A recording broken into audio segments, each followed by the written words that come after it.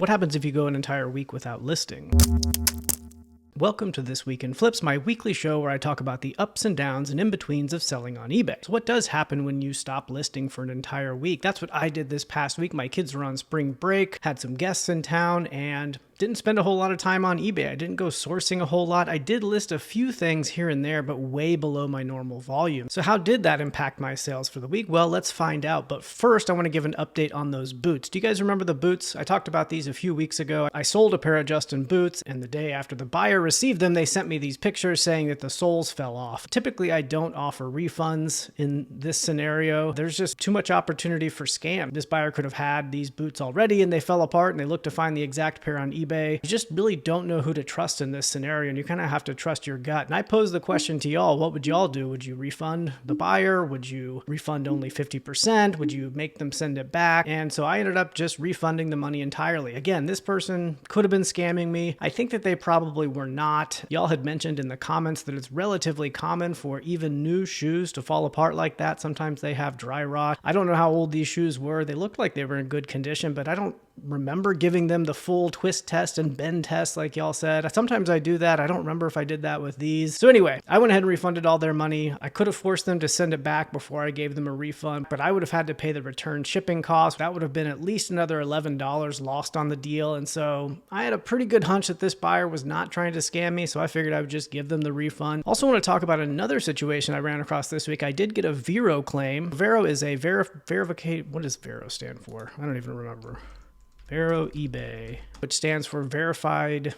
What does it stand for? I've already forgotten what it stands for. I just looked it up and now I forgot it. Verified Rights Owner Program. So what Vero is it allows eBay to let the owners of brands manage whether their items can be sold on eBay, and if they are sold on eBay, whether they are authentic. And so if a brand owner thinks that your item that you're selling is not authentic, for example, they can get your item taken down off of eBay. Or if there's a brand owner who doesn't want their items sold on eBay at all, they can prevent you from doing that. The thing is, with Vero claims, eBay does not make it clear what brand owners care about their stuff being sold on eBay and what brand owners don't care. They have a list on their website of all the brands that apparently care about Vero claims, but if you look on that list, it's just not accurate. There's a ton of people selling stuff from those brands on eBay without them ever getting removed. And you sometimes will get a Vero claim from a rights owner that isn't on this list. And so it's really a crapshoot when it comes to eBay. eBay has a pretty lenient policy. If you get a Vero claim on one of your items and it's taken down, you don't immediately lose your account or anything like that. They basically give you a warning. I take those warnings pretty seriously. If I get one, I try not to sell those items again. I actually have had my account suspended for a couple of days. It was around some Cuisinart blades that I was selling. I was selling like vintage food processors, and I had some blades inside of that. I didn't know that those blades had been recalled, and so I had about 3 or 4 listings that had sold actually, and I had all of those listings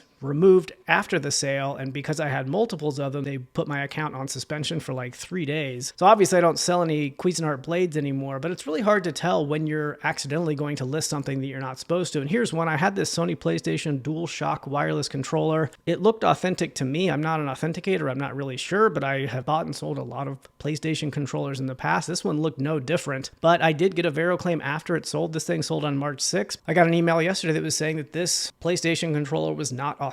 So no idea why, but there's really nothing I can do about it. I've already made the sale. They've already taken it down. I'm not going to avoid selling PlayStation controllers in the future, but I am going to be more careful. I'm going to do my best to make sure that they are authentic. I didn't give this one a super close look, but I looked at it obviously as a part of my listing process, and it just didn't look fake to me in any sort of way. So kind of hard to tell. Hopefully I don't run across another PlayStation controller that's fake and I end up getting a Vero claim. I don't want to get an account suspension. So as I said earlier, I have not gone outsourcing a whole lot over the past week because it's spring break.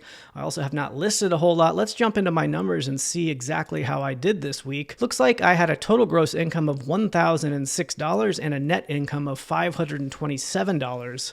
And so that's about half of what I normally do. Normally, I think last week I had about $1,800 gross income and maybe $900 net income. So not quite double, but almost double. And you're going to see exactly why. If I jump down here, I only had 16 new listings. So typically I bang out at least 40 to 60 listings per week. And this one was very low, but you'll see I still had 33 sales. And so this is a good thing about having a nice backlog of inventory. So my eBay store has about 1,000, just over 1,000 listings. And so it's definitely helpful to have that much inventory in stock, because if you go a week and don't have a whole lot of stuff to list, you'll still end up getting some sales because you have a decent amount in your inventory. But only 16 new listings, 33 sales. I only spent $111 on inventory over the past week. And so this is what happens when you stop listing for an entire week. You don't stop selling stuff entirely, but you definitely are going to sell a lot less. Part of that is because I was not listing new inventory, and a good portion of the inventory that I list sells within a week. But let's go ahead and jump into the top 10 sales of the week. Coming in at number 10 is this First Alert smoke alarm. This was a 2-pack. I bought these at Salvation Army for a total of $8, $4 each. I sold them for $31.98 free shipping. I ended up getting a net return for the 10th best flip of the week for $13.55. So if you've watched the show before, you'll notice already that usually in my top 10 sales, the lowest amount for the net return is around $20, $25. So, my top 10 sales already are pretty low. $13.55 made on this 10th best flip of the week. Coming in at number 9 is this PGA Championship hat. Where did I get this? I got this at an estate sale. I paid $2. It's been listed for 2 months and it sold for $24.49. The net return was $15.02. This actually sold to someone who lived less than a mile away from me, which is not very often when that happens. I actually thought about just dropping it off in their mailbox, but I don't have a good way to confirm delivery on that. And so that's why I ended up shipping it directly. And I had a net return of $15.02 on this for the 9th best flip of the week. That was a 751% ROI. Coming at number 8 is this milk frother from Nespresso. I've got a couple of these laying around.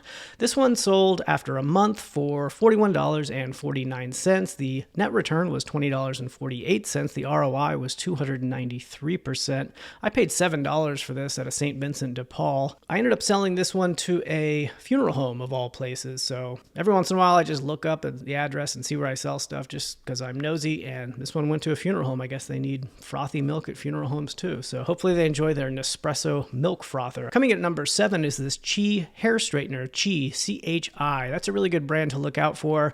This one I got at a Savers for $4. It sold for $36.98 after 5 days. The net return was $22.17. That's a 554% ROI. We find these quite a bit. Garage sales are a great place to find these. I usually don't find them at thrift stores or they're priced up pretty high, but this one was only $4. You just want to plug them in. You want to make sure that they work, make sure that they get hot. Also, this says rare on the end of there. It's one of my pet peeves when people put rare in the title for something that is not rare at all. I forgot to remove this. I just sold similar on one of them that had the word rare in there, but is a hair straightener really that rare? I don't think so. What was that? Number 7. Let's jump over to number 6 here. The 6th best flip of the week is this Fire King Ovenware Delphite Blue Mixing Bowl. This one was surprising. We've had this upstairs in our kitchen for a long time and we were clearing stuff out and putting stuff into donate piles, putting stuff into maybe let's sell piles, and this went into the maybe let's sell pile. And I expected to get 15 or 20 bucks for it, but after looking it up, it turns out this Delphite Blue is a pretty good, desirable piece of Fire King ovenware. I have $0 as a cost of goods on it. Honestly, I don't even know where I got it or where it came from. We probably paid some money for it at a garage sale at some point in the past, but I went ahead and gave it a $0 cost of goods. It sold for $34.98. That's $24.99 plus $9.99 in shipping. The net return on it was $24.01 for the 7th or 6th best flip of the week. Honestly, I'm not an expert on the category. I rely a lot on looking stuff up. I know there's a lot of coffee mugs that are Fire King and that have cool logos and collaborations with brands like McDonald's and things like that are vintage and really cool that can be worth a good amount of money. This was just a blue bowl that was pretty unassuming. Mixing bowl, and I was surprised it went for $34.98. Coming in at number 5 of these Subaru Outback floor mats. These I got at a Salvation Army. I paid $11 for them, which is more than I would have expected to pay for that, but I guess I did. It sold for $49.98. That's $39.99 plus $9.99 $14.99 in shipping. The net return on it was $25.24. You would think this would cost quite a bit to ship, but it was only $8.12. I need to ask my wife. She does the shipping. I wonder if she rolled these up or put them in a box.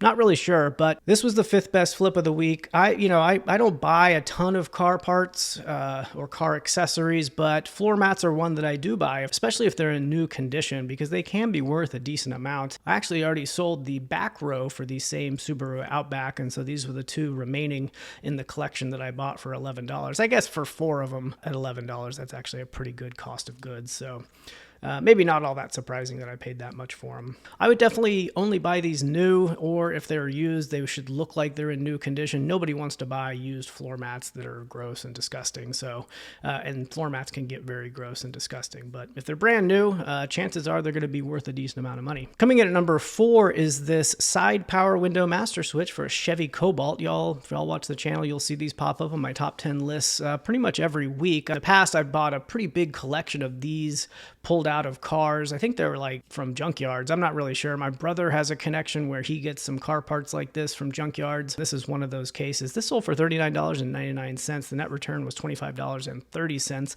Honestly, these are kind of a pain. They're usually dirty and I have to clean them. I have no way to test them, so I sell them all untested, which doesn't seem to be a problem. I've had a few returns on them, but not a whole lot. Sometimes finding the exact model can be a pain. Usually there's a lot of numbers on the backs of these and you never know which one is the model number or which one is the unique identifier for this particular piece.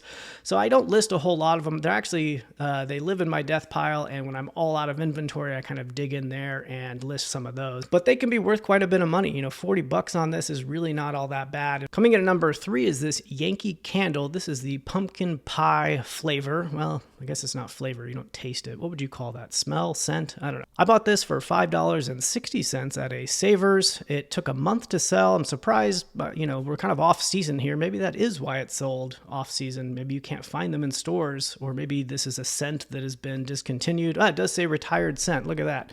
I actually don't know if that's true or not. I probably just sold similar on an existing list that says it was retired and kept it on there. But this one sold for $44.49 in total. My net return was $26.76 for the 3rd best flip of the week. That ROI is 478%.